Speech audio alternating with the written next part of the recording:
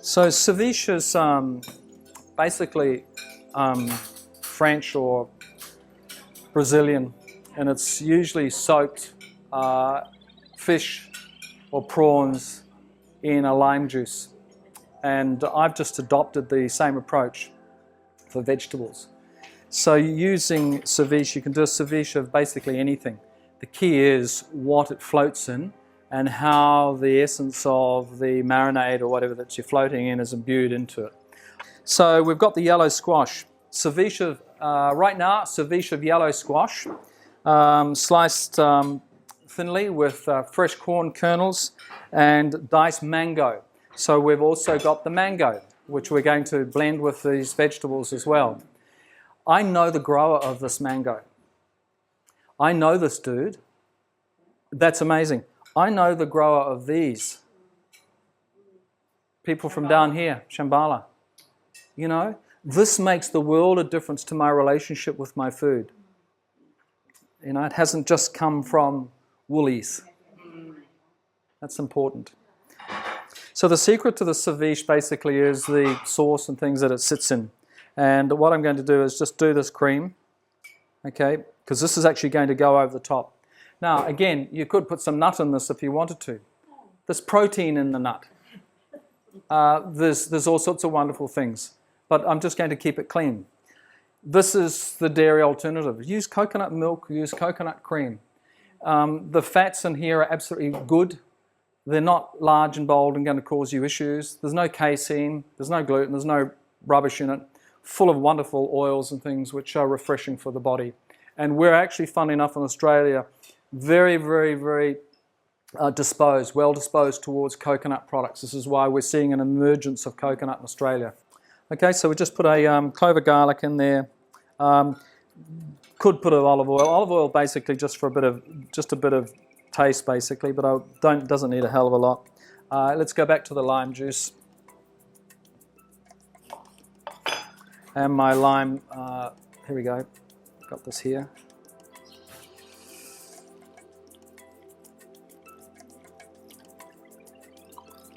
Just squeeze that in there, and you're just changing this. I mean, you can drink this if you want to whole, and you've got a whole lot of beautiful nutrients.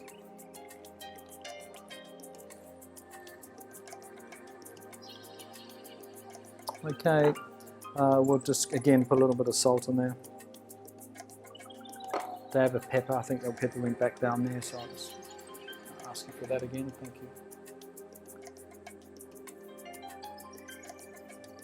All right, and we'll just keep it simple. Not a lot else needs to go back in here. I'll just put this bottom off.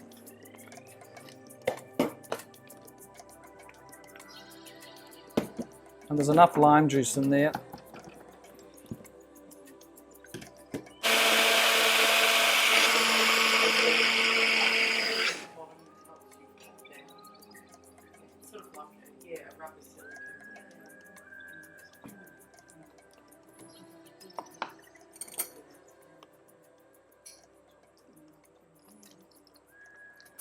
Yep.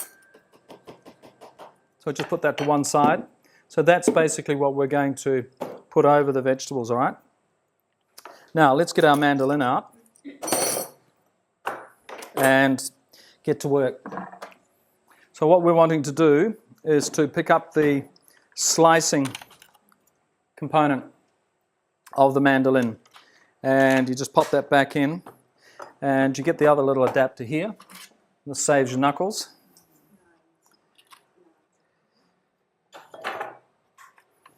And again, you see that coming down?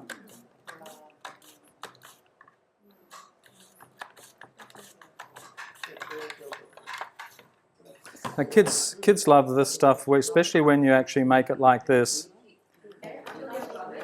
Okay, and we'll just do a few more, because I know that you're still hungry, you guys? Now the thing about this dish is that basically what you're talking about is doing something really specky, because it is actually a main food or main meal. You've got colours, you've got tastes, and you've got fragrances. And when you dish this up on a large plate, your guests will be wowed beyond their imaginable dreams. Sure you guys will be too. I think that's probably enough for starters. And again, what I'm going to do is just liberally douse this in some lime juice. You can use lemon juice if you want to. And let's just put some flavour into it.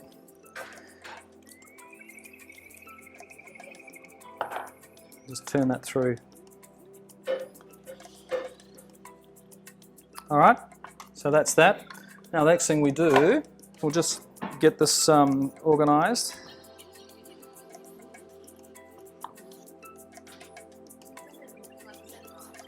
Yep.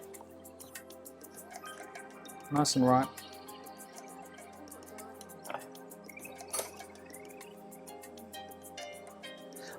For this dish, actually, having them slightly firm, to be honest with you, helps. If they're too ripe, then we can't. Because I'll show you what I'm going to do here. I'll just save the juice. I need another bowl, please. Glass bowls. Thank you. Because one of the secrets is basically, having the mango reflect with the vegetable taste. We want to dice this up so it's relatively square.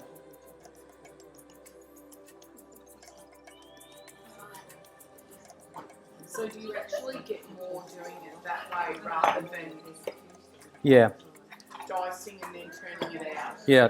Right. I do anyway. But So I've never done it that way. for this particular exercise.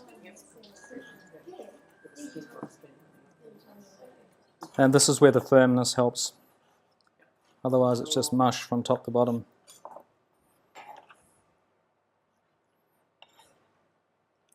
So now let's just look at the ingredients for the ceviche. We're using the sunflower squash, which responds very, very well to flavours. Okay, a little bit of corn. We've gone with the mango to offset some of the tastes, and the heritage tomatoes. Now I've just cubed the heritage tomatoes, but you can use halved cherry tomatoes if you wish, which in some respects are a lot easier. And then we've got some microgreens. Now the microgreens in this particular case are the tops of sunflower snow pea sprouts, which work just as well, okay, in order for us to achieve what we're wanting to do here. So the idea is I'm going to just begin to lay this out. So you just lay this out, and you could feed a whole family on this. The effect that you want to achieve here is something that looks very, very pleasurable on the eye. Get rid of those two.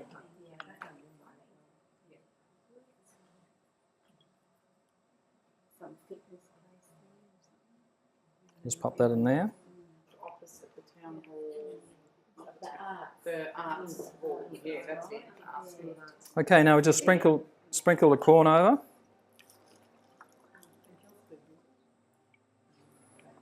That's that.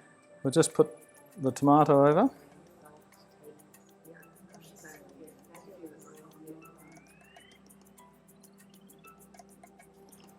Okay, now the mango.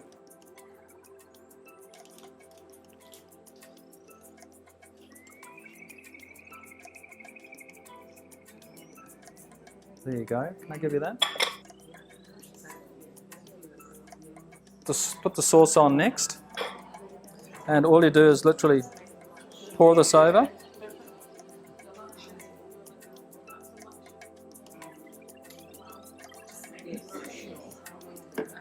Okay, and now you put the greens over it.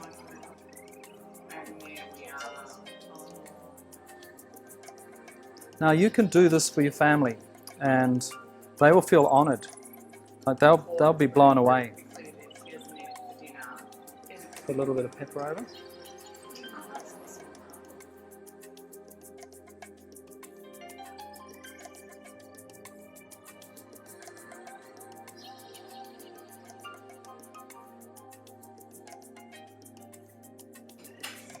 I'll just pop that in the middle. There you go. Now someone might choose to play mum and just serve for the rest of you, but I do have one other thing to do, No, you can do pictures. I've done pictures.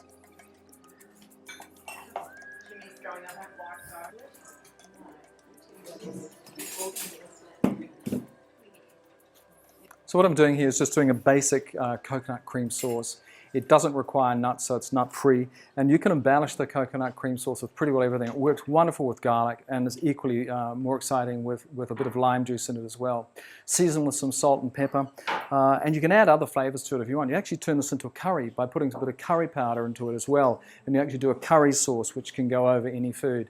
This is exciting because I'm just going to add it to some spinach and some corn and a little bit of bell pepper just to finish off the meal for the day.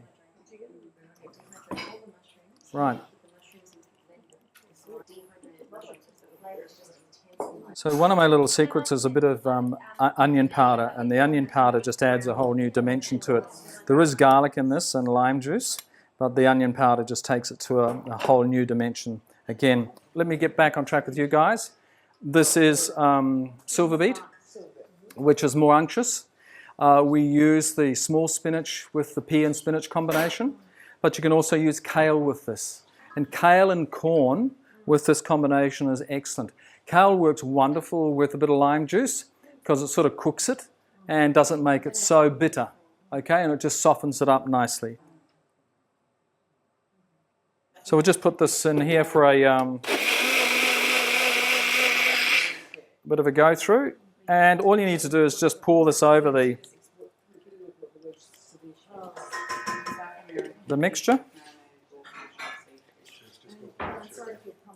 Okay, so just a combination of silver beet or spinach or kale would work brilliantly, and corn with the sauce combination, coconut, garlic, seasoning, and I might put this on a flat plate as well. Yeah.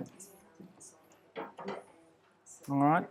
And again, here's the benefit of the prep bowl. Doing things in the prep bowl, you can make a mess and just drop that onto the bowl like that.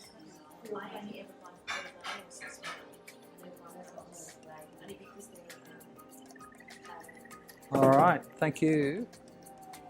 And you just want to top this off a little bit with a bit of red bell pepper. I didn't even taste that sauce, but there you go. And this is just a little additive. Yep. Yep. So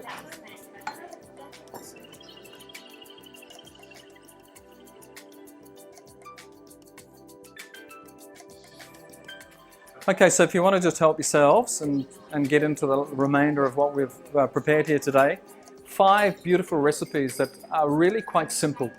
I know that my guests today have had a lot of fun watching me prepare these, but more importantly, have had more fun actually eating and enjoying the wonderful tastes that actually hit the palate in a manner that is quite indescribable.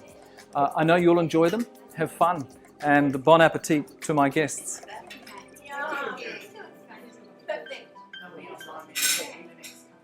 Yeah.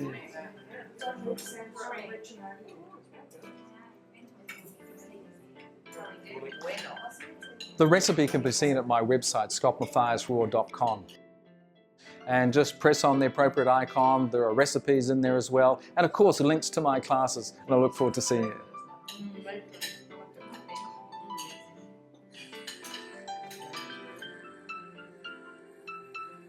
And don't forget Scott Mathias Raw on Facebook and Raw Vegans over 60 on Facebook as well. I'm sure you'll enjoy both of them. Until then, cheerio.